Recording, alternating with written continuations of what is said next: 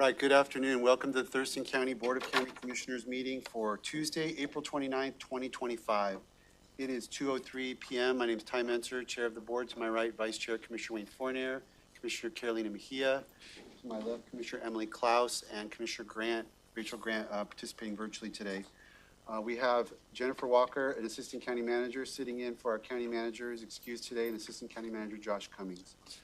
So, calling the meeting to order, we're going to ask you to begin with the Pledge of Allegiance with us, to be led by District 4 Commissioner Fournier. Pledge allegiance to the flag of the United States of America and to the republic for which it stands, one nation, under God, indivisible, with liberty and justice for all.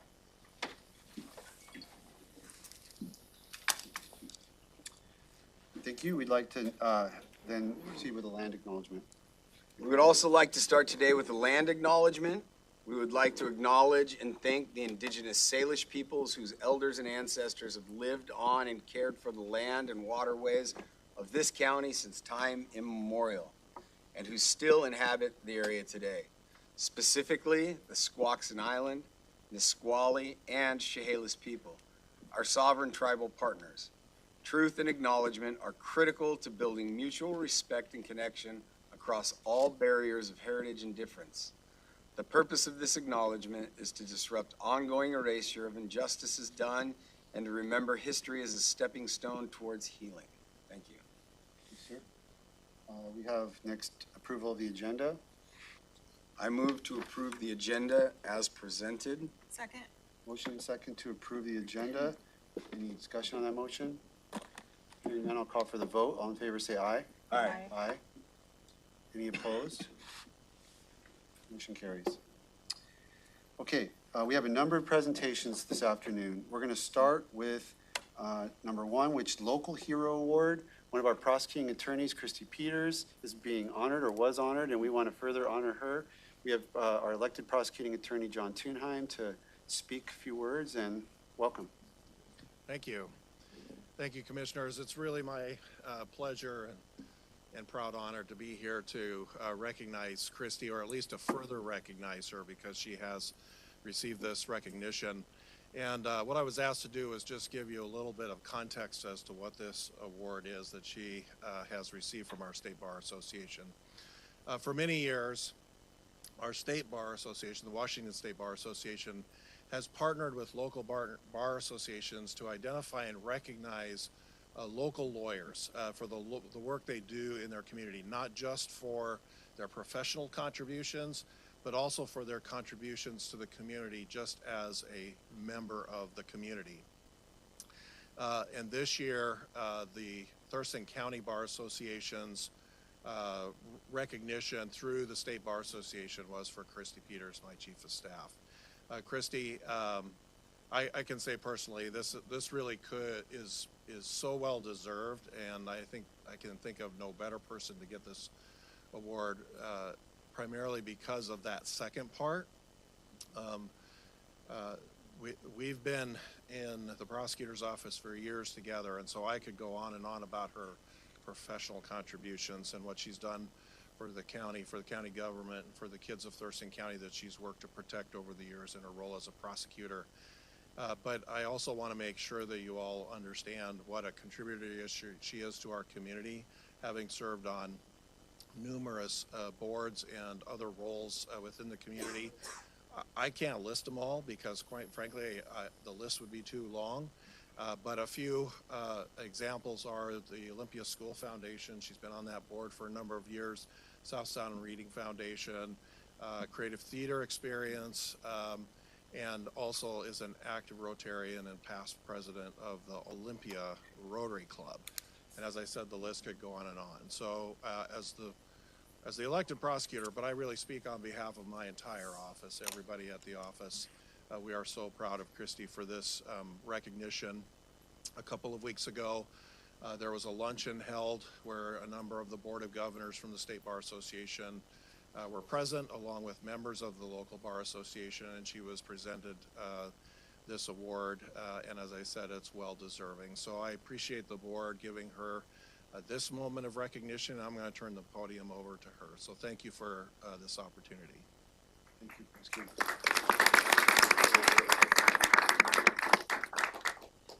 I'll be very brief. It's an honor to be recognized, but as all of you know, it's the team that makes it work.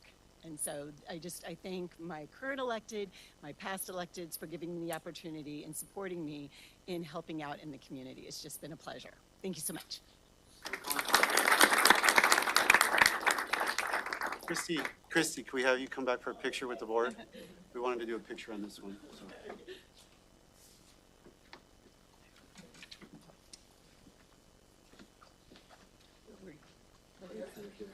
John, why don't you come join us too? Yes. Yeah.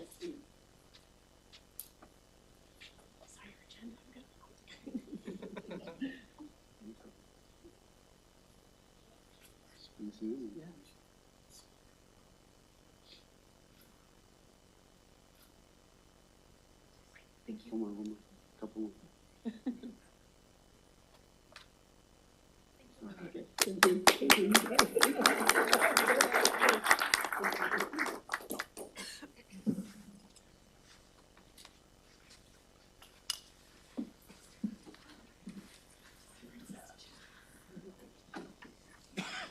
All right, so if you attend a lot of board meetings, you'll see slightly different procedure today. We do some proclamations by just pure consent. We try to pick one per month where we really do a extended presentation. There are so many important proclamations in April and May, we wouldn't have been able to do that, but we didn't want to leave anything out. So we've come up with sort of a hybrid procedure that we're going to use here in the next few meetings. And that is to basically just highlight the proclamation, and then I think we have speakers. I think for every single one of them, there's one or two speakers that want to give a short bit of information. We'll give them an opportunity to do that, and then we'll move forward. So they'll be a little different than normal, but hopefully it's kind of a good balance. There's just a lot of important stuff that we wanted to bring attention to. Okay, so next up in that vein is Fair Housing Month Consent Proclamation. The Board of County Commissioners will proclaim April 2025 as Fair Housing Month in Thurston County. And my understanding is we have Chris Lester. Okay, very good. And I know the county auditor as well. Come on up, sir. You're up first. Thank you, Commissioners, for this honor. My name is Mark Kirabayashi. I'm the current president for Thurston County Realtors Association. And as you know, as a realtors, fair housing is important. But I don't think it's just that realtors that fair housing is important. I think fair housing is important for all of us. I think we all believe, regardless of your political affiliations or whatever you believe might be, it might be on the far left, far right, but I think everybody in this country should have an opportunity to have a roof over their head. I don't think there's anybody that's going to disagree to that as well. And that's where the fair housing comes into play. It's not a political ideology. It is the part of the American dream. Whether you're buying a home or renting a home, that I think all of us at least should have an opportunity to enjoy that. And one of the things that, even as a Realtors Association, we even have a dark history. Until 1968, fair housing law was passed, our own code of ethics said the property value was more important than giving everybody an opportunity to own. So we are discriminatory. We actually campaigned against passing the fair housing law in 1968. Of course, that's not the case now. We're proponent of a fair housing, but fair housing cannot be just done by us as a realtor. It is actually the housing is a lot of the issues that we face in our county, our state, and our nation. We talk about homeless issues or other issues that might come into play, budget issue. Everything that has to do with, a lot of them has to be housing. Housing, the clothes we wear, and the food are the three necessities for everyone in this world. But I truly thank the county commissioner for declaring this as a fair housing month so we could highlight the importance of being fair or giving an opportunity to everyone who lives in our county as well. And I think hopefully we have the law in place, but these fair housing issues are happening every day in every neighborhood, including in Thurston County. But only way that we could do it is together, hopefully in the near future, we could say that unfair housing was history and a fair housing is a norm. Till that day, I think all of us, including the commissioners, our lawmakers, our citizens of Thurston County and the Realtors Association would like to work together to make sure that unfair housing become a history. Thank you very much. Thank you.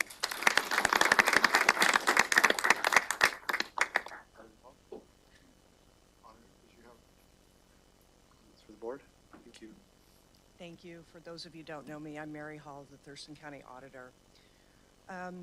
One of the things that we do in the Auditor's Office is record all land records, deeds and titles, restrictive covenants, and I think it's really important to acknowledge the history that we have, not only in Thurston County, but across the country.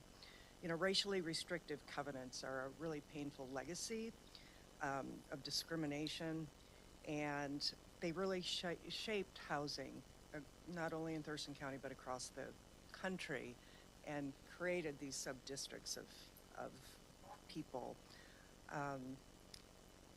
You know, it was deemed illegal quite some time ago, but these restrictive covenants continue to be filed in Thurston County. So we took a look at this, and the legislature made some changes a few years ago to where people could modify their titles and covenants and remove that part. So moving forward, chain of title would be clean without the history of those restrictive covenants. So, you know, while they're enforceable, I think it's important to actually get them removed to create healing in our community, and people going forward looking at these documents don't feel a sense that they don't belong.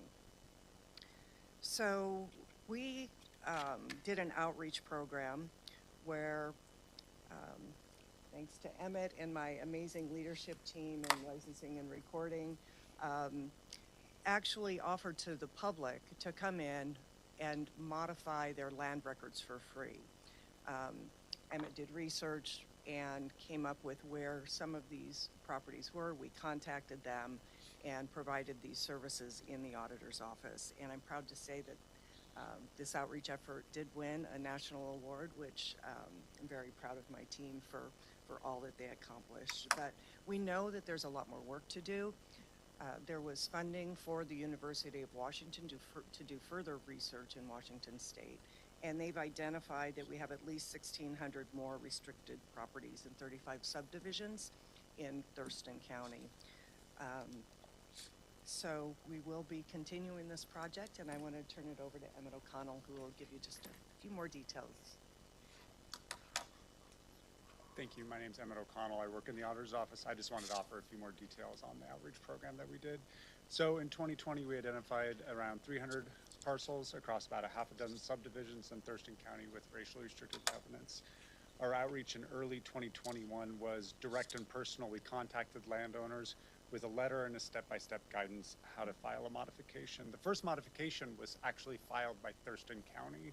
I saw them on the list. I let Romero know, filed it the first day, we let them know, and then we went public with it. It was great.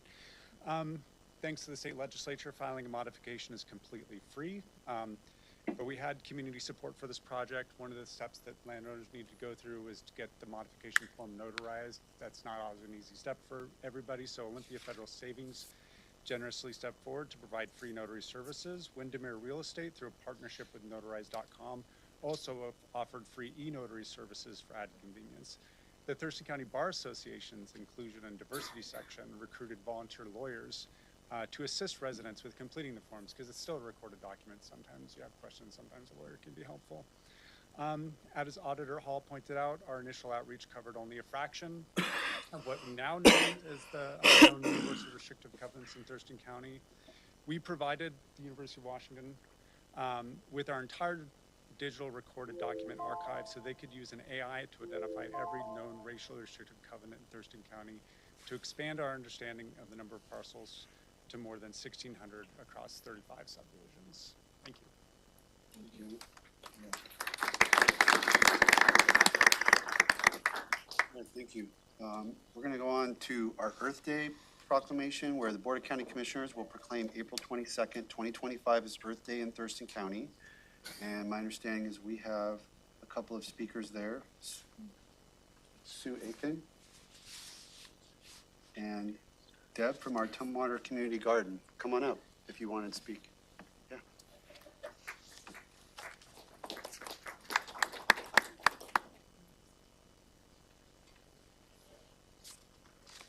Hi, it's Sue Harris. I represent the Garden of Whedon. It's a community garden that donates 10% of its harvest to the Thurston County Food Bank. That frequently amounts to 1 ton of food by the end of each season. We're committed to creating community, feeding the hungry, and growing healthy, nutritious food for ourselves and others. It is operated on land owned by Westminster Presbyterian Church, which began this garden in 2012. I'd like to acknowledge the Coast Salish people, the Squaxin, Cowlitz, and Nisqually people that originally were the original stewards of the land that we're growing on. The garden began in 2012 with just 4 beds and a mission to grow healthy food for the underserved in the broader community. With an expansion to 13 beds in 2013, it became a community garden. Early on in the garden's history, Camp Coyote, a tent city for the homeless, was hosted at our church before their current location. They grew their own food and helped with the garden at that time. We currently have Hope Village next to the garden, which is a tiny home community helping people go from homeless to home. They have 2 raised beds, and we work with guests on learning how to grow their food from seed to table. Boy Scouts have been a vital part of our garden with community service hours and Eagle projects. We have had Girl Scout troops rent breads, Vespers, barbecues, potlucks, Easter egg hunts, Tai Chi are all some of the awesome things that happen in our garden. Several years ago, it was our vision to expand the garden, and we extended it, adding 10 more beds and adding bees. Since then, every season, we have donated a total of 2,000 pounds to the food bank. Westminster Presbyterian Church is a certified earth care congregation committed to caring for God's earth in worship, education, facilities, and outreach, promoting environmental stewardship in property decisions, administrative practices, and teaching. I'm part of this committee, and with my role as the coordinator of the garden, I look for ways to teach wise plant management, soil health, and water conservation. Every day is Earth Day. Thank you.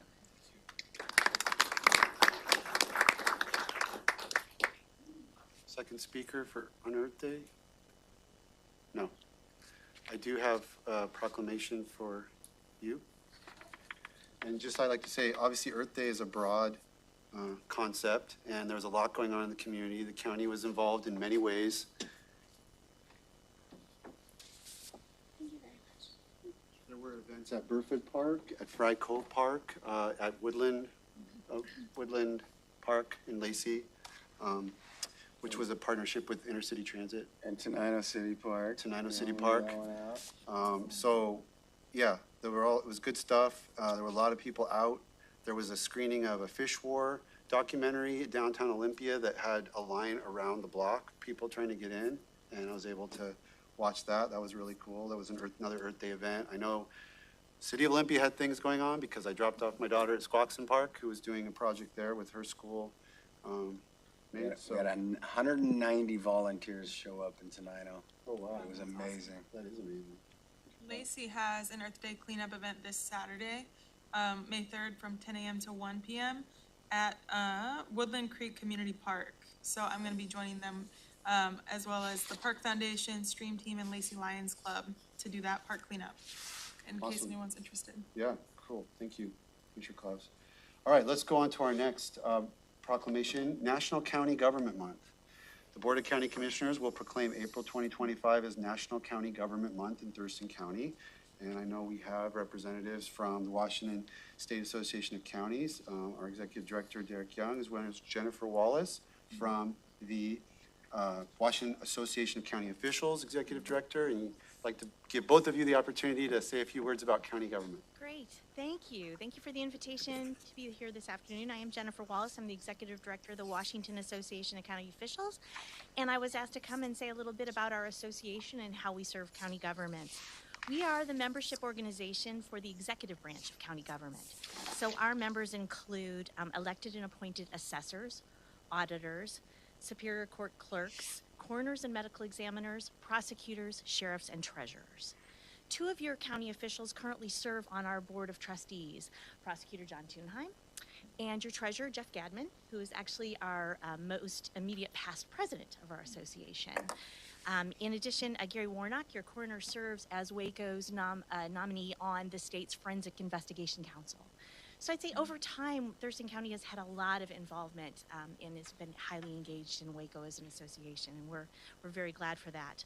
We're located, of course, right here in Olympia.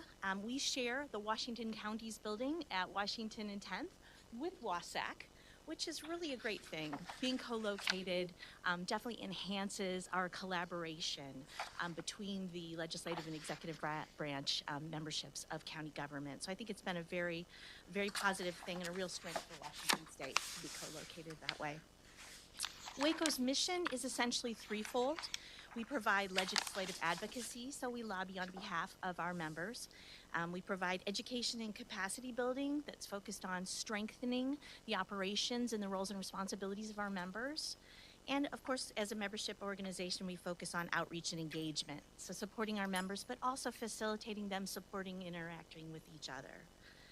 I've provided you all with a copy of our strategic plan, which highlights the goals and strategies in each of these areas. As you can imagine, with such a diversity of roles and responsibilities as our members hold, from sheriffs to coroners to assessors and auditors, the policies and education and training that we provide and their needs vary widely. But in addition to focusing on their individual roles, we also strive to focus on strengthening the courthouse family as a whole, identifying and addressing points of common concern. I've also provided you a copy of Waco Services Guide, which is constantly changing and evolving as we're very committed to being responsive to our members' changing needs. We are just 4 FTE at Waco, plus a contract lobbyist during the session, so we're quite proud of the fact that we're able to accomplish what we do with a modest annual county reimbursement and a very small staff. Finally, I want to draw your attention to the last handout I provided, that little booklet, particularly in light of your proclamation today. We find, and I imagine you do as well, that public understanding of county government is not as strong as we wish it were. So we are always striving and spend a great deal of time and activity to enhance civic education in this area. That little booklet is one way we do it. It's available online, and we're always providing copies working with various education institutions and civic organizations to raise understanding of county official roles. And you all are included in that as well, in addition to the separately elected. We also have a video series called Know Your County Officials, in which officials talk about their roles and responsibilities in layman's terms, and we're working on additional work in that area to help our citizens really understand the role of county government and its importance. So I believe my time is about up. Thank you again for this opportunity and for this important proclamation. Thank you. Thank you. Don't go too far. We'll give you a proclamation before you go. Okay, Derek, how are you? Thank you. Thanks, Mr. Chair, members of the commission. My name is Derek Young. I have the privilege of serving as interim executive director for the Washington State Association of Counties. We represent the 141 elected commissioners, council members, and executives from across all 39 of Washington's counties. And like our sister organization in Waco, we work for you all, but most importantly, support you in your role in serving the public. That's something that I'm really proud of, the work that all of our folks do. We actually just got done with session where we were busy advocating on behalf of our members, but now we begin the work of all the interim work that needs to be done, providing education services to our members, and also hopefully we will begin expanding more services to each of our member counties. National County Government Month has always been important because, as noted by my colleague, counties aren't well understood. The first county in the United States was actually created before the United States, or states for that matter. It's called James City. So if that confusion started off right out of the gate. Counties aren't just responsible for municipal services outside cities, which is what I think a lot of people tend to think of. You also have a tremendous number of countywide roles like public health, human services, behavioral health, You provide regional services like jails and specialty, units for the sheriff department and police departments. And of course, you provide services on behalf of the state. When your prosecutor, John Thunheim, goes to court, which are run by you all, he says, I'm here on behalf of the state. When the public defenders are there representing their clients from accusations, you all have to pay for it. That's something that it's really important for us to raise the level of understanding of how our county governments work. But most importantly, I think it's also to raise awareness for the critical role that all of our public servants serve, all of the employees that get that job done. Some of them are here with us today, but everyone else out in the field. I get to travel around all the time and see county trucks out doing their jobs, and it's really great to see because I know how important that is to your communities, but how much work you all put in to helping them get the job done. And of course, we have to recognize, most importantly, the clerks of the Board of Commissioners, because I know, as a former council member, how important it was to my job, and it makes you all look good. So we always want to make sure we especially call out the clerks. But thank you all for this proclamation, and we will keep going back to work for you. Thank you.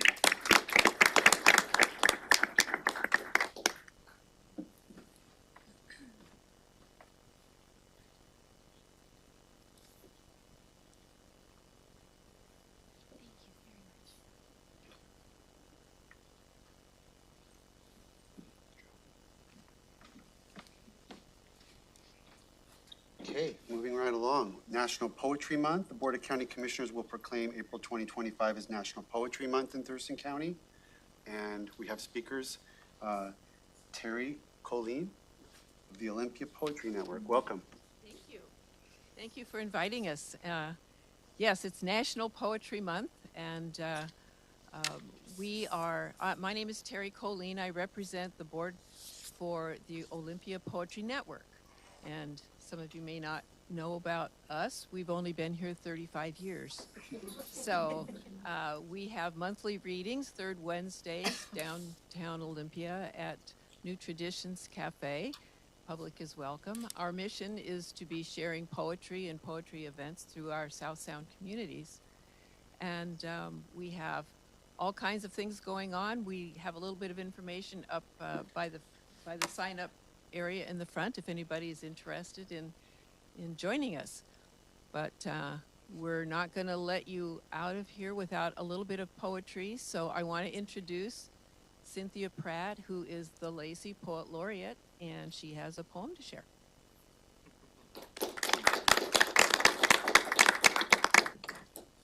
So, Chair and Commissioners, thank you for highlighting April as National Poetry Month. Olympia Poetry Network is just really honored to be here.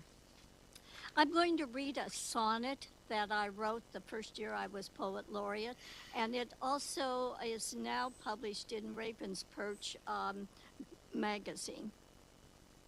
Forest Walk.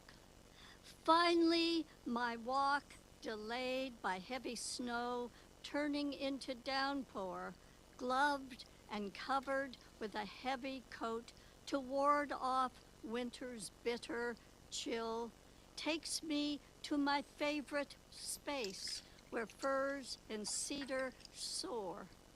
In the distance, I stop to hear around the bend a northern flicker, the sound strange in this forest of small birds, this thrum mixed in amongst the trees and chirping sounds of this early day. Rhythmic, the tapping stops and starts again. The humdrum morning awakes to common calls, siskin, chickadees, stellar jays. Light, a yellow glow now breaks through the trees, transforming ice to puddles, frost to glistening crystals. Above a limb hangs old man's beard, lichened like an aged wizard, disarming in its rarity. A chance encounter I look up, light now growing dim. A moment's break in birdsong, I lean my palm on rough, wet bark. In the silence, brief silence, a strum, steady strum of my beating heart. Thank you.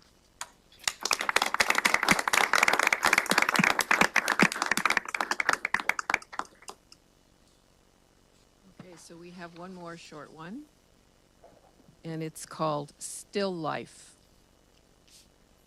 You are thinking about fruit, about plums, pears, apricots. Why, you wonder, in the best poems, are they always bruised? Didn't the poets learn about produce from their mothers? Or do they save a few pennies, buy day-old fruit, gather their supper from beneath the trees in someone else's yard, poached fruit? Perhaps they shun all but the ripest nectarines from the organic farmer's market. Or do they buy green peaches from Safeway, like the rest of us, wait for them to ripen in a sunny window, only to discover that, like so many affaires d'amour, by the time they are sweet on the inside, they're rotten everywhere else? You consider poets may lie dreaming in grassy orchards, remember abused childhoods, or pose their fruit for still life, like a painter would. Let it go bad, grieve the loss of perfection, write about it from memory. Then you say it out loud, bruised fruit, and you know the truth. You hold your lips just so, bruised fruit, and wait for the kiss.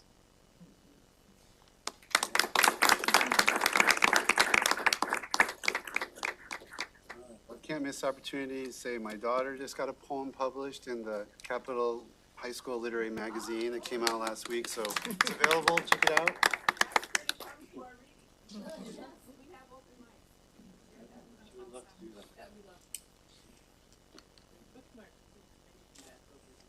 I have his.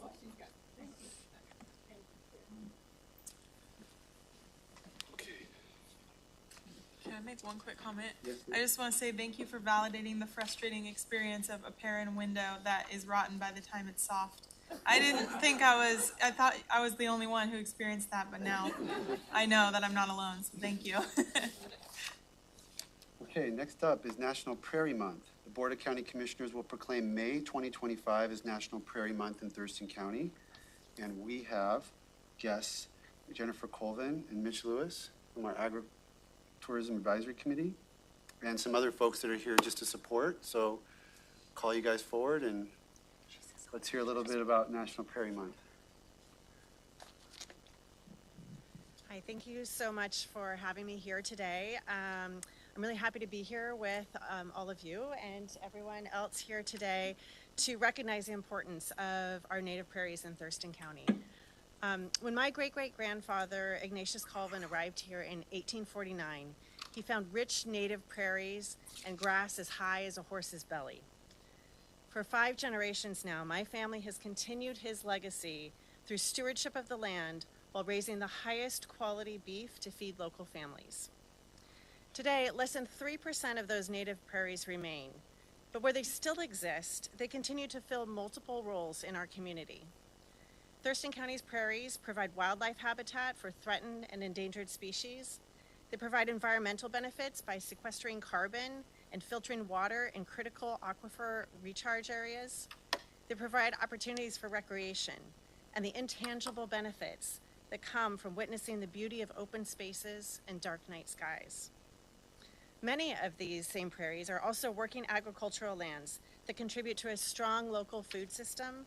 They provide jobs and support families. So in all of these ways, prairies serve as a connection between people and nature.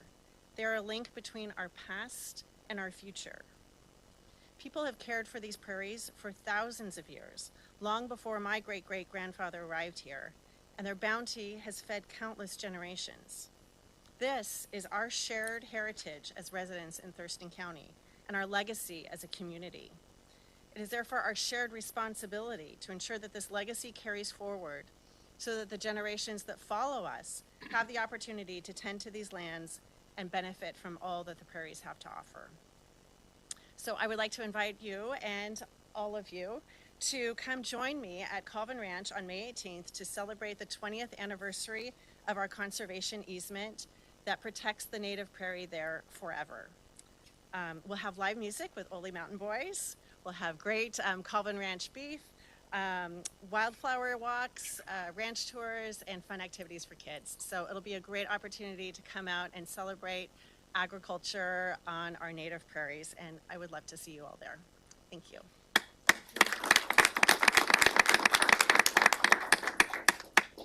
Anyone else? Come on forward. My name's Dennis Plank. I'm with Friends of Puget Prairies.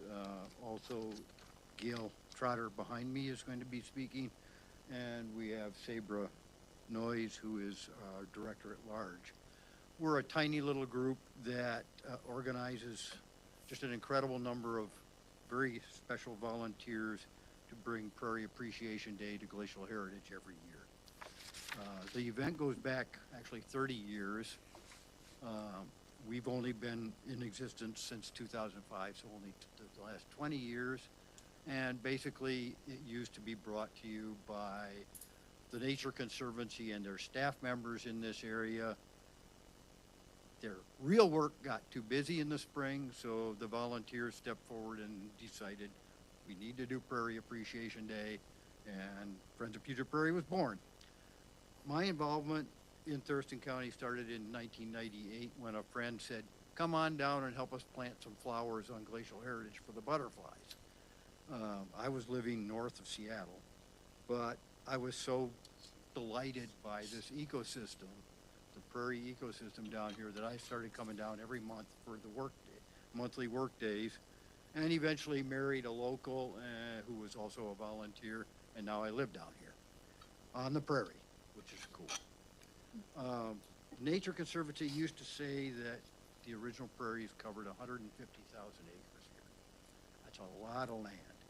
If you look at the Historical Society's Thurston County place names, it just goes on and on with prairies. They start with Baker's Prairie, Bush, Buttes, Chambers, Connors, Dodge, and then they skip, there's just tons of them, and then you get to Violet, Watch, Weir, Woods, and Yelm at the end. So prairies all over this county. 25 years ago when I was doing talks for the Nature Conservancy, they said 15,000 acres of decent prairie left. That's it in Western Washington. I don't think there are 15,000 left now, unfortunately, because we keep paving it over. When the settlers moved in, you know, it's the typical thing, fires had to stop because you got settlers on the land, so it's not practical to throw a match behind you when you leave your hunting grounds and let it burn. So the development is there. But we're still thankful. We're thankful first to the native peoples that maintained and cared for these prairies. And we're thankful to the county government for taking steps to actually preserve the prairies and for establishing Glacial Heritage as a true nature preserve, and to the Nature Conservancy originally and now the Center for Natural Lands Management. And mostly, for me, to the incredible group of fellow volunteers who have spent so many hours turning Glacial Heritage into a semblance, at least, of what it used to be. It is just an incredible place, and I want to invite everybody to come out for Prairie Appreciation Day on May 10th from 10 to 2 in the afternoon, and you might want to carpool because if we get a good turnout, we had 1,200 one year and parking was interesting. That's all I've got. Thank you. Thank you. Well, I want to thank the commissioners for declaring this month, or May, as Prairie Appreciation Month. That is amazing to me. I thank Colvin Ranch especially for getting that started. Yay. So I see the prairies you know, I don't know, I'm a transplant also, I came from Redmond. But I retired, and my retirement was to come down here and volunteer to do prairie restoration. And the glaciers, as you know, did a lot of interesting things to this land that we're on. I live on the clay bit, and glacial heritage, or where the most of the prairies are, is that gravelly soil, which is very interesting to get plants to grow. So I really appreciate the Coast Salish people who manage that land for thousands of years to make it those prairies that they are. And what I find about the prairies, to me, relates back to what our county's like, is they're nurturing, and I find our county very nurturing, and resilient. Two things that I think really apply to what we see in our county. And in the restoration mode, I heard it described as healing. And I find that is true. That is a healing opportunity that we have to heal what we can of those prairies and of the prairie lands. I was out at Glacial Heritage once, and I was coming around a corner, and I was surrounded by elk. Surrounded by elk. They would not have been there if it had been Scotch broom. That wouldn't have been their area that they wanted to be in. So it was healed, and they came back. And when I'm out pulling Scotch broom or out outdoors, to hear the larks, to hear the birds, that to me is very important to me. Again, that healing notion, but again, because we're preserving those prairies. And yesterday I was out driving through Hawks Prairie area, and I saw all the oaks. That area is just loaded with oaks, still around, still there. That to me is an important part. The oaks are a very important part of the prairie system. So to me, it's amazing in this county to see all the places where those prairies were, and maybe still have some resilience still being there. And the other thing I really think is very important about prairies is how it brings people together. So we had the Coast Salish who started these prairies thousands of years ago and still care for them and still use them as for their traditional events that they have, yes. And then I also think of our landowners. Without our landowners doing conservation easements and things like that, we would lose so much more. So I really appreciate the landowners. And then I think of our volunteers. It is a group of people who come together with, great abandon to pull a weed. That is, I might not pull a weed in my own yard as frequently as I do when I go out and have joy pulling on the prairie. So again, I thank you guys for making this Prairie Appreciation Month in May. Yeah, thanks.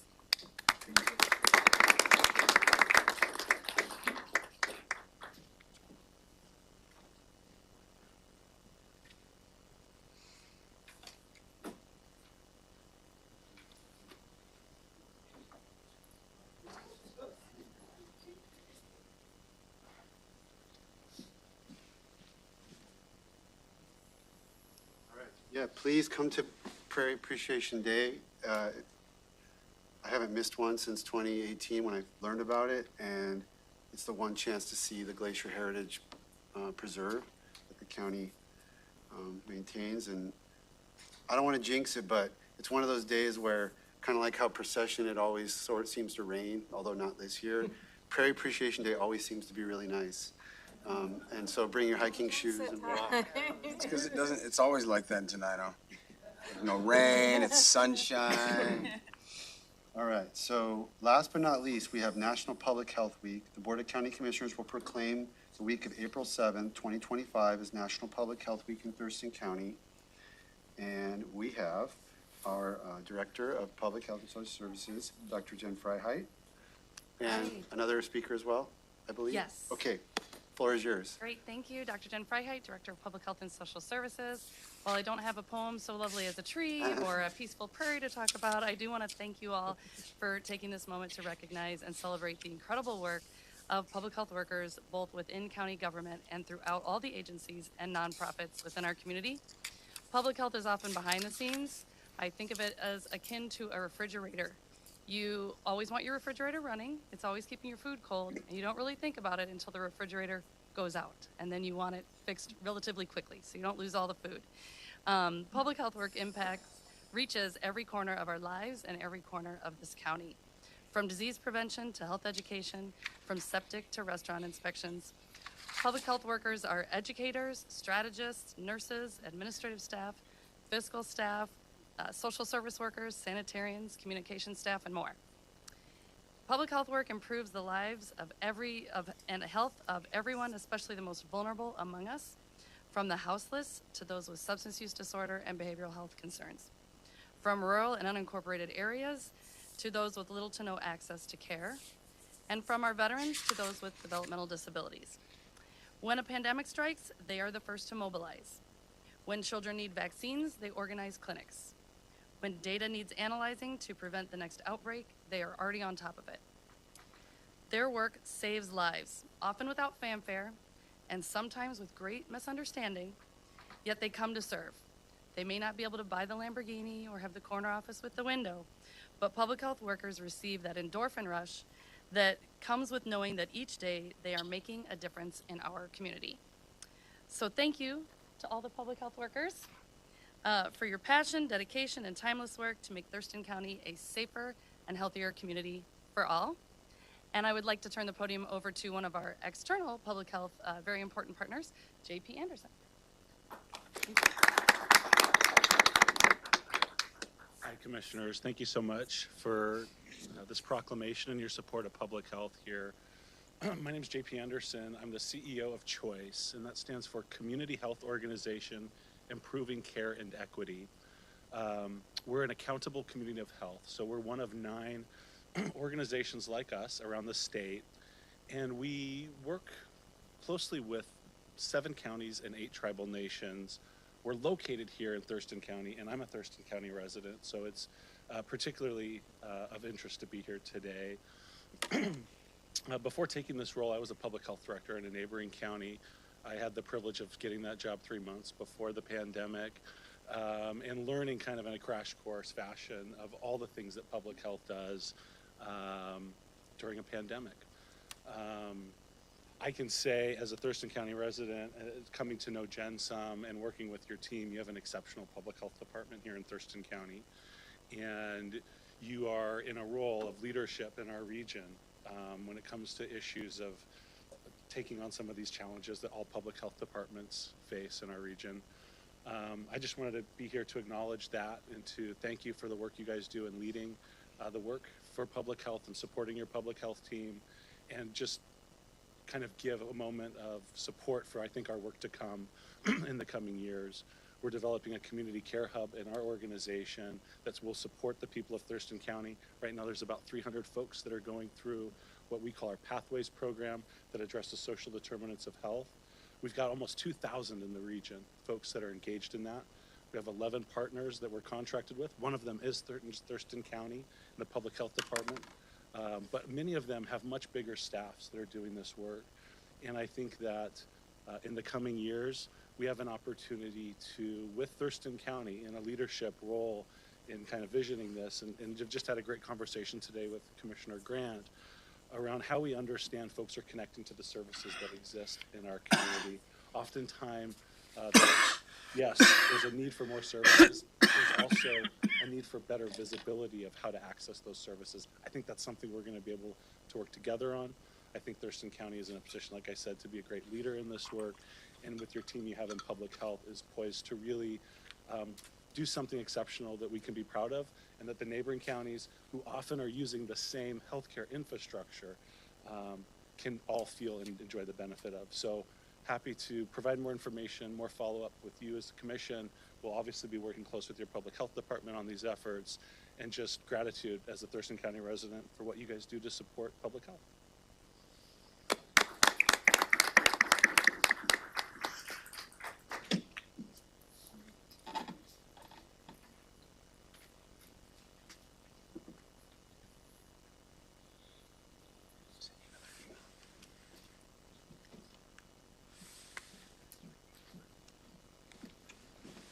Okay, thanks everybody for going through those with us. And next we're up to public comment. And is there a sign up?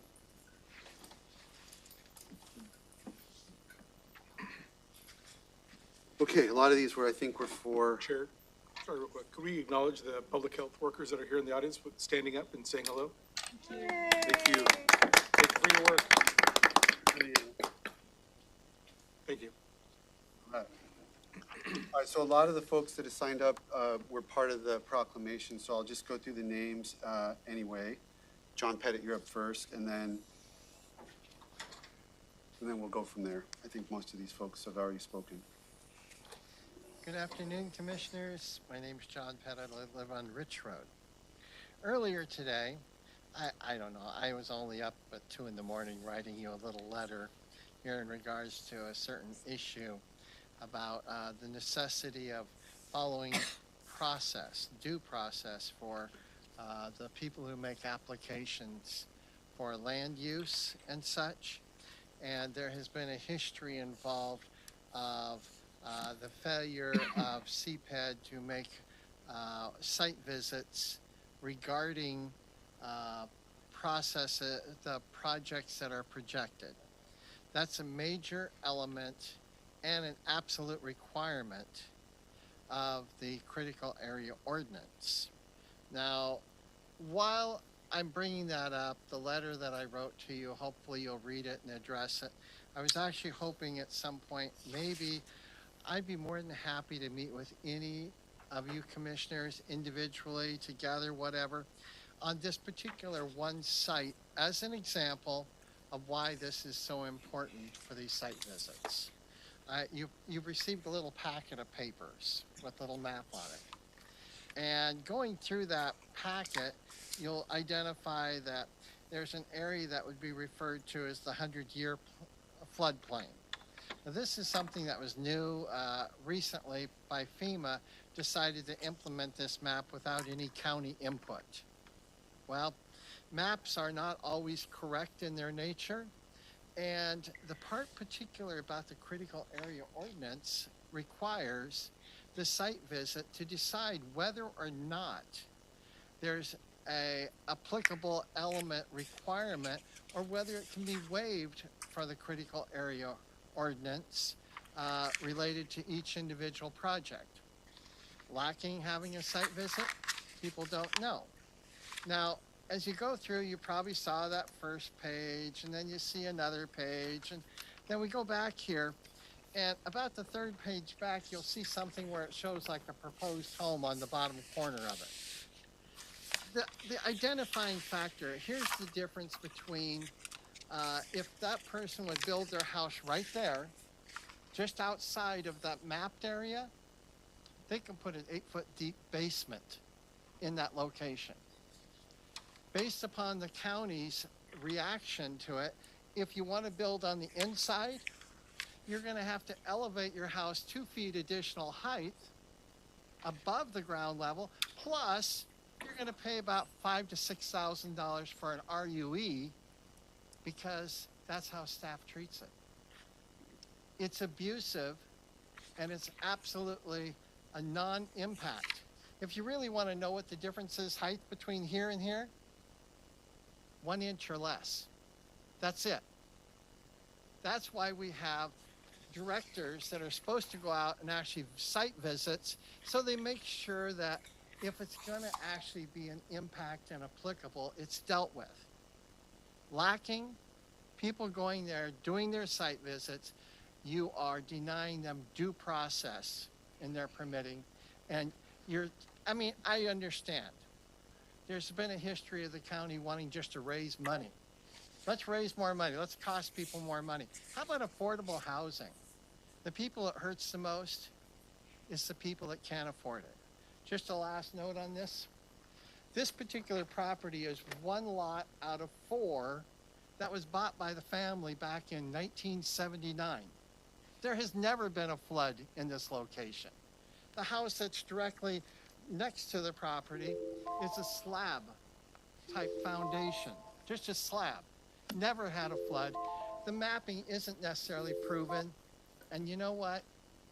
None of it's going to mean anything unless you as commissioners decide to hold your directors accountable to follow the code. You want the people to follow the code, you got to make the county follow it. Thank you. Okay, thank you. Anyone else to give public comment? I think everyone else signed up said no or was for a proclamation. Mr. Hanna. Thank you, Joe Hanna, East Olympia, Washington. First off, I'd like to say, unless it's a medical issue, Commissioner Fournier, could you sit up? You can't even be seen in the audience. I think that's totally disrespectful of you to put yourself in a position the audience can't even see you. Next up, I'd ask, is it okay for any one of you as commissioners to go and frequent bars and get stupid drunk and run your mouth? Are you running your mouth as a county commissioner or just as a drunk? I know you're not going to answer. So, next thing I'd like to talk about is this question about equality between your employees and you as commissioners. You hold your employees to one standard, you don't hold yourself to that same standard. Why? Are you better than your employees? Again, I don't expect an answer. But if you hold yourself up to a position that you're better than your employees, that you don't have to do what your employees do, you wonder why there's disgruntled employees in your county that work for you. That's all I have to say today. Anyone else in the boardroom to give public comment? I don't see anyone on Zoom, so we will close public comment and move on to county manager update. Yes, thank you. I have a couple of items that the county manager wanted to highlight, and I think we'll pull up a presentation here. So the first item is the county held their second Thurston County Fix-It Fair. This was held on April 16th. It was organized by Thurston County Public Works Solid Waste Division in partnership with the Lacey Makerspace. We had 77 community members attend. 113 items were brought in for repair. With the help of 26 amazing volunteers and 7 staff members, they repaired 92 items, so that's an 81% success rate, and then partially repaired 6 items. These efforts kept almost 800 pounds of goods out of the landfill.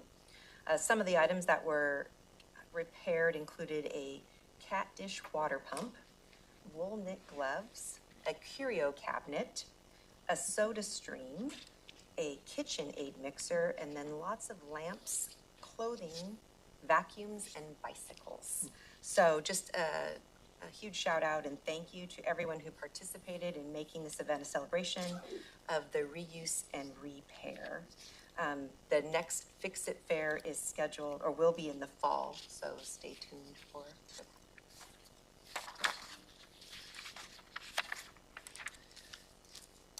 Last week, you all had the opportunity to participate in the Take Your Child to Work Day. This was an event an all-day event. We had 55 county employees that brought their children. 85 children participated, and those children were ranged from the age of 5 to 18. This was 18 separate booths were set up with engaging, basically just all of the things that we do within county government. So there's a few photos here. Some of the specific highlights were when everyone came in, they were issued their county badge, which is a Polaroid with their name written on it. They then went over to the auditor's office and received their passport. The auditor's office conducted a mock election, and where Cookies and Cream won as the Thurston County's 2025 official ice cream flavor. They then proceeded to hold a Board of County Commissioners meeting and elected their commissioners and county manager and assistant county manager through a very competitive rock, paper, scissor competition. I think the next, proclamation, so they declared a proclamation for the ice cream. What's that? The public comment. That's right. They did take public comment, and some very informative comments were provided. Upstairs, there were, I think, 18 different booths. We had, I think, all of our departments, some of our offices participate. We're just talking about the type of work and making that more tangible of all of the work that we do here at the county, from making signs. They had the opportunity to meet our service dogs, Marshall and Sky. There's an excavator in the center there. This was at the courthouse. We have a drone program, so they had an opportunity to take a look at that. And then unfortunately, Goldilocks, they had a mock trial, and Goldilocks was convicted of breaking and entering and of property damage. So I think one of our commissioners, I think the chair actually called at one point for a mistrial. So there were some procedural issues maybe during that trial, but it was just a fantastic event. We got so many positive comments from it, from the people that participated and want to do it again. We had a group of 21 staff that were on the planning committee to put this event together. And I think, really it was Thurston County just really proud to be creating a learning environment for our youth that's centered around local government, so. Prepared to build on that trial and teach local children how a good appellate lawyer can overturn a faulty conviction. Very good. Court of Appeals. Commissioner Mejia? Thank you. I've seen Goldilocks come to trial multiple times, and I was like, Goldilocks needs to go into some diversion programs. But I really want to give a shout out to our county manager, Leonard Hernandez, as well as Human Resources, because one of the main differences between this Take Your Child to Work Day and as I was going home and I was talking with my kids, one of the questions they asked me is like, well, why hadn't you brought us to this before, right? I've worked for the county since 2015, and previously this wasn't something that you didn't have to take time off. So I want to give just big kudos to Leonard and to Human Resources for having employees not having to take that time off, because I think it really counts, especially when you have small kids and you're trying to save as many sick days and vacation days for their breaks. And so just giving employees this opportunity to not having to take that time off, I think made a huge difference. And so just really wanted to thank both those, county manager and Human Resources for making that possible. Recruitment is what. Recruitment, yes. It was Operation Recruitment. I might add that in this time where people aren't sure what government is or what it does, that we teach the kids early what government is, and sometimes people can misconstrue the services of government. And I think that getting there early and having the kids actually understand what it is going to be play a large role in the ongoing civics education of our country and our county. So thank you for the support of the commissioners. I appreciate this inaugural event as it blossomed into this, and all the staff that did all the great work putting it together. Awesome. Can I also just say I was surprised at the engagement of the kiddos. So great job, county employees. You're doing a great job in parenting, because when I was asking about who wants to be a commissioner, I thought we were going to have to pull teeth. And it was like more than half the kids raised their hands wanting to be a commissioner or a county manager. And when it was time for the trial as well, the kids were very engaged. They all wanted to participate, and so it was really great to see just how engaged all the kids were and how much fun they were having. Thank you.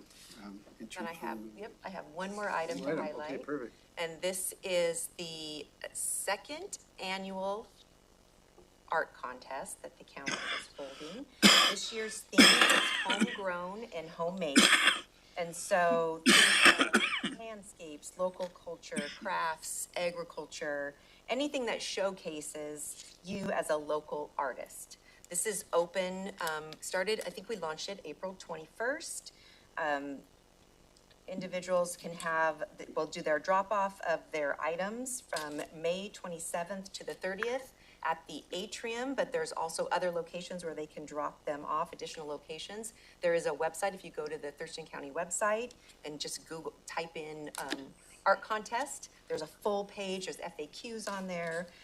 Last year we had over 100 residents that participated, so we are hoping to double that this year. You can submit up to 3 original art pieces. It's open to all ages, all talents, all mediums. The winners will be announced at the June 17th board meeting. And So anybody from Thurston County can participate? anyone from Thurston County can participate. Old, young, Yes. elected, non-elected. Mixed media? Interpretive dance. Dance. Big shout out to Matt Roundsley and Taylor Rome for spearheading the effort. They did a great job last year, and they're taking it to the next level this year. So it worked out really well last year. I'm excited for this year's contest. I Thank think you. there's been quite a bit of outreach too, going around the community, so yes. Thank you. All right, well, we have a consent agenda with 12 items. Any request to remove an item from that proposed agenda? Is there a motion to approve? I move to approve the consent agenda as presented on the agenda. Motion is second to approve the consent items 1 through 12. None available motion. All in favor, say aye. Aye.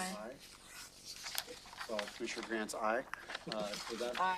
Yeah, I saw you. That motion passes. And so now we're to commissioner reports. And Commissioner Grant, why don't we start with you, if you have one? Thanks, you guys. Can you hear me okay? Yeah, pretty well. Yeah? Okay. All right, good. Let's see, since the last time that we saw each other here, I attended quite a few different boards, participated in the Thurston Mason BHO, or Behavioral Health and Administrative Service Office Governing Board, attended the Statewide Advisory Council on Homelessness, which is a state participation, attended the Thurston County Opioid Abatement Council, the Fire Commissioners Association meeting, the South Thurston Economic Development Initiative study for just a little while, Nisqually River Council, which was in person and was quite amazing to meet with all of those people out at the Billy Frank Jr. Conservatory, so it was great. And then with the Pack Mountain Consortium and budget, we did a budget workshop with Pack Mountain, which is our workforce consortium here in our area. Other things that I have been out doing, I met with Thurston Chamber for an orientation. I met and toured with the Intercity Transit Facility and found the really cool bike shop, which I didn't even know existed, and learned all about our bike program and all of the amazing programs that Intercity Transit are doing. Met with 911 Communications and did a tour with them. Met with our Choice, which is our accountable community of health partner here in our community and oversees kind of regional network adequacy for health. Met with them.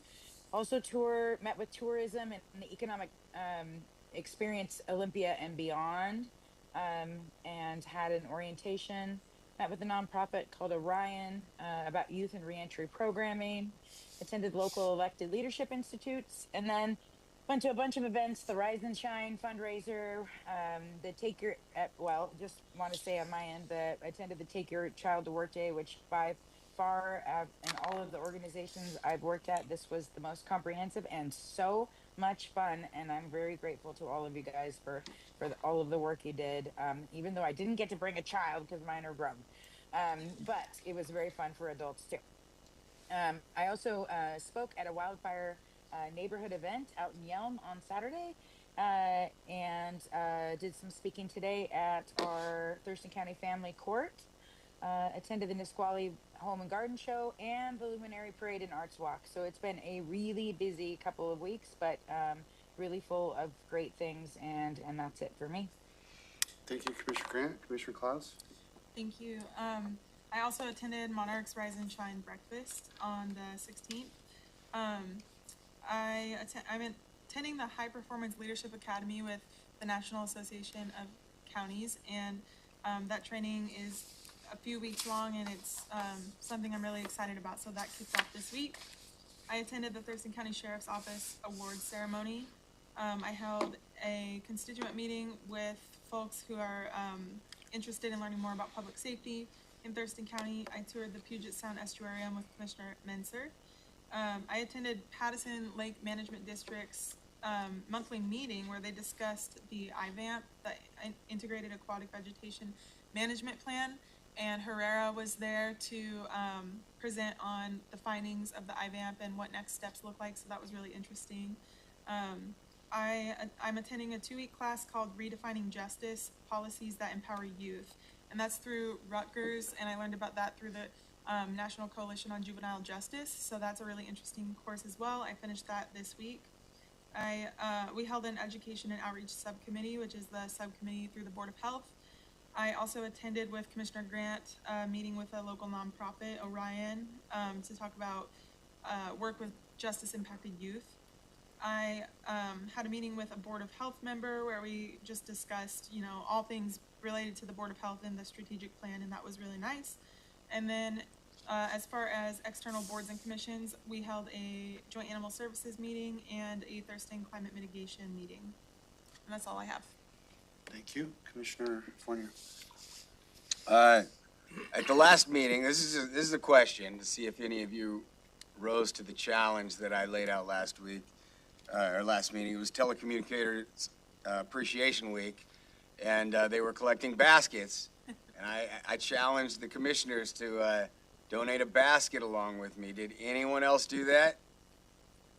I didn't. I wish I could have. I couldn't fit it in there. So, oh man. Well, I got a basket in there for us, and Thank there you. they felt very appreciated. I attended the Fire Commissioners Association meeting. It was held out at the South Bay Fire Department. It was a well-attended meeting. Commissioner Grant attended alongside me. We got a tour of a fire station, which is never that interesting to me because I live a third of my life in one. But it was nice to go out there, and it's always good to mix it up with the fire commissioners. They're a fun group of people that they experience a whole very niche but important and different segment of county government that it's important that we interface with. And Commissioner Grant added to the discussions quite a bit from her perspective. So it was fun to have her there, and it was a good meeting, well attended. They don't do a lot in person, so they were really happy to have one that was in person. Flood Authority meeting, I held a kind of a individual pared down Flood Authority meeting with Edna Fund from Lewis County, and we talked about if it's possibly we're at a juncture where it's time for them to come in and talk to the Thurston County Board of County Commissioners about what the Flood Authority does. So I told them to reach out to the county manager and we could set up a time for them to come in and do kind of an educational opportunity on the Flood Authority. I'm not sure, I don't recall who exactly went on the tour last year. I know Commissioner Mejia did, and Commissioner Menser did. I don't recall. No, but they do a lot of really important projects.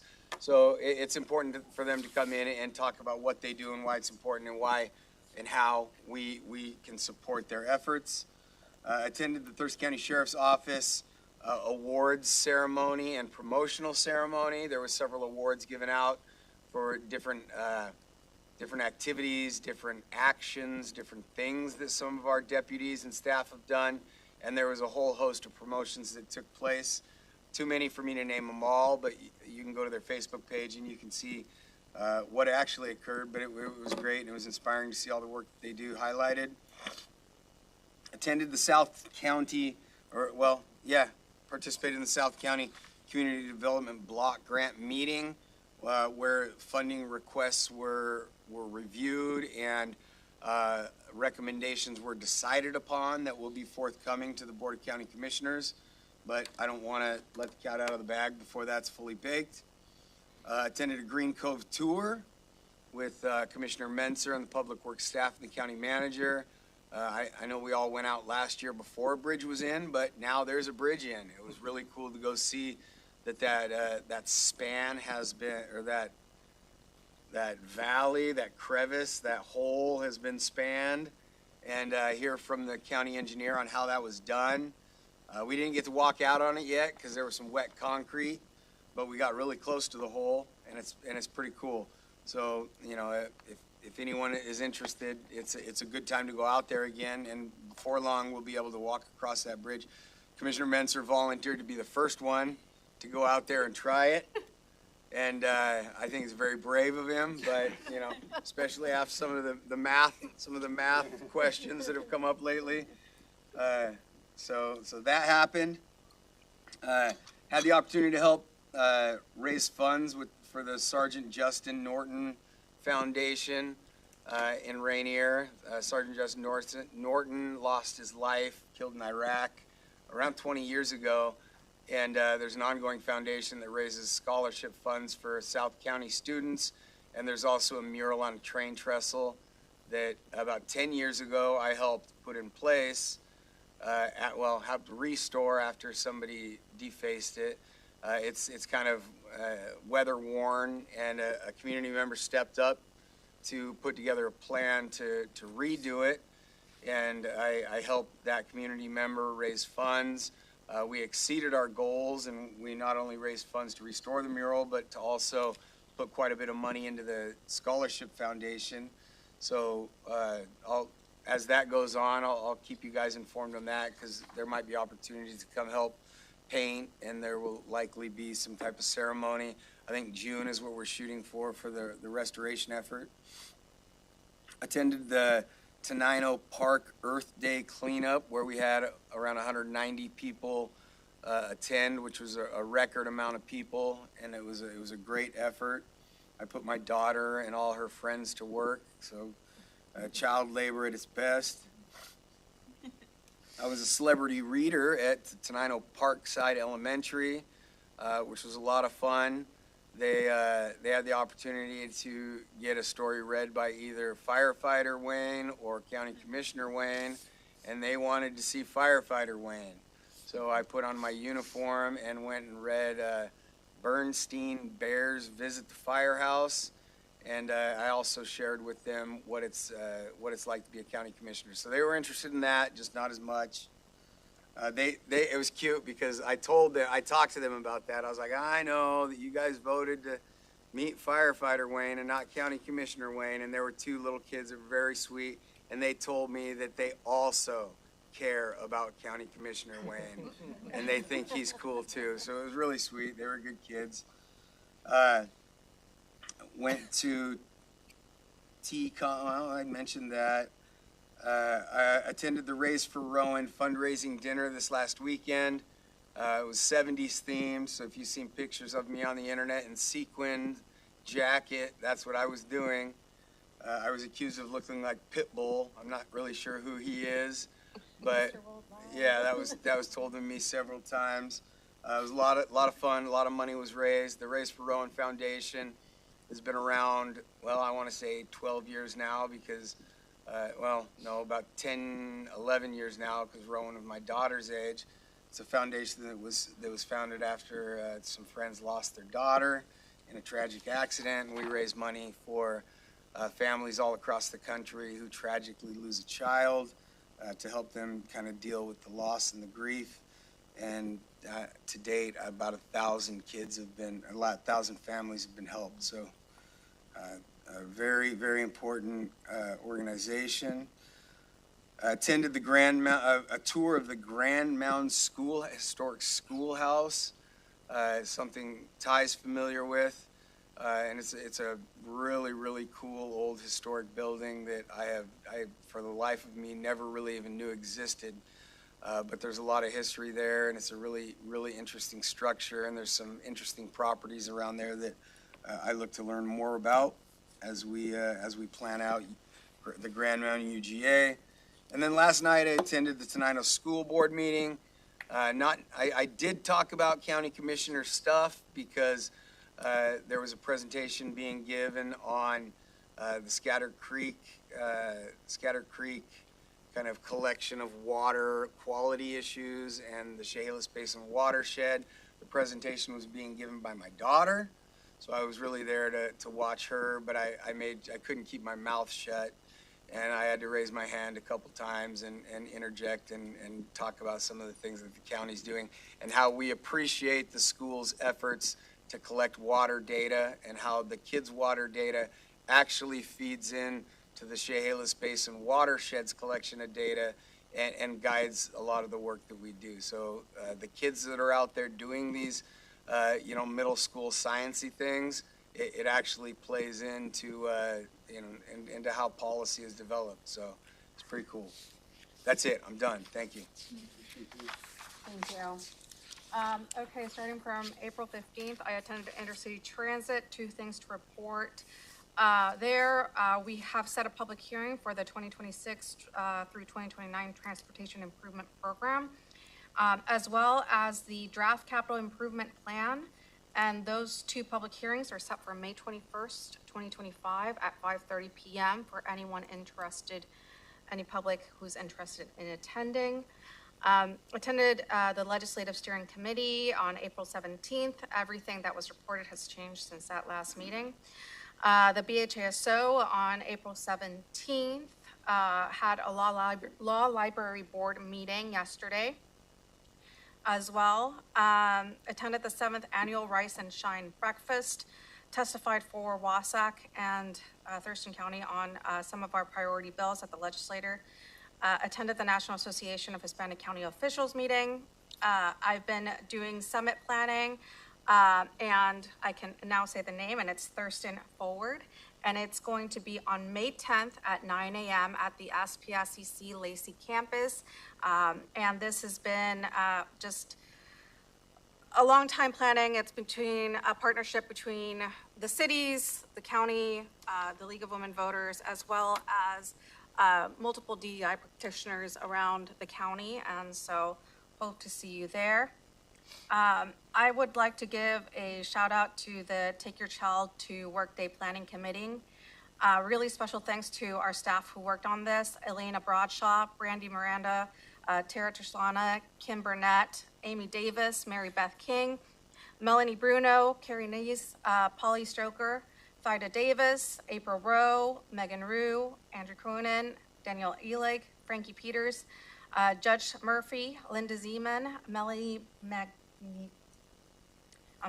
Melanie, and Jessica Hildreth, Lindsay Nelson, and Kimberly Grable. Just a huge shout out to all of you because that was such a wonderful event. I think you heard it all during the county manager's report out, but these staff members really put a lot of time and effort into bringing all of this together and then signing up a lot of volunteers to be sure that this event was a success. My Taylor attended the TCSO award ceremony on my behalf while I attended the Legislative Steering Committee, so congratulations to all the award winners and their families. I attended STEADY, and then for Earth Day celebrations, it was Burfoot Park Earth Day celebration. Thank you to Commissioner Menser, Ed Marson, as well as Aaron from Public Works for attending and helping out. We got the opportunity to honor Samuel Harshman, who is a 14-year-old scout from Troop 9266-B and currently serves as the senior patrol leader. And so over the past year, Samuel has shown outstanding commitment to the Ivy Be Gone team at Burfoot Park, and he has dedicated his time and energy to removing invasive ivy and helping restore the park's natural beauty. But Samuel hasn't just shown up. He has brought a lot of other kids with him, and he has recruited many fellow scouts to join the Ivy Be Gone efforts. And he's been right there on the ground, oriented and leading volunteers with clarity, confidence, and a real love for Burfoot Park. So thank you so much to just all these young leaders. And then also attended the Thurston County Earth Day celebration at Woodland Park, which was really great. Attended the Wasac legislative session update on Friday, and then attended a webinar that was hosted by the Thurston County Public Health and Social Services, the Count the Kicks webinar. Attended just community events, Luminary Parade, and Arts Walk. I think many of the commissioners were there. I saw many pictures. And then just things to note, I was selected to join the 2025 County Leadership Institute. So this is a program that is offered by the national county officials. It is a highly competitive nationwide program. And I am glad to represent Thurston County and Washington State this year. This cohort is limited to just 30 participants. So I'll be heading over there in June. And then as another note, I have been asked to apply for the Partnership Council for Juvenile Justice. So I'll be doing that. And in the coming, so I'll be signing up for another committee. Congratulations. All right, well, hopefully these reports show you your commissioners have been busy. I have a list pretty much the same as everybody else's. Try to go quickly because I know we're getting late here. Take Your Child to Work Day was great. Everything's been said. I really appreciate all the work that went into it. The Monarch Breakfast, I was there. The Estuarian Tour with Commissioner Klaus. 3 Earth Day events. I was at Burfoot Park pulling ivy. I was at the Woodland Park, checking out all the thing going on there, making a beeswax wrap, et cetera, and then the Fish War screening downtown on Saturday night. Meeting with the auditor, meeting WASAC assembly meeting, finance committee meeting, luminary procession and procession of species and arts walk, state building code council meeting, which I think is going to yield another committee for me, the standing committee that's got punted for a month, but I had to volunteer for another committee there, so that'll be fun. 2 separate meetings related to the FIFA World Cup fan zones. Attended the open house last night for the Black Lake Quarry docket proposal down near Little Rock and Black River. Meeting with District Court, 3 cities meeting, steady meeting, and the Green Coat Tour with Commissioner Fournier. So that kept me pretty busy. Anything else for the good of the order? That's the end of today's agenda. Thanks, everybody. We're adjourned. On the veritable moment.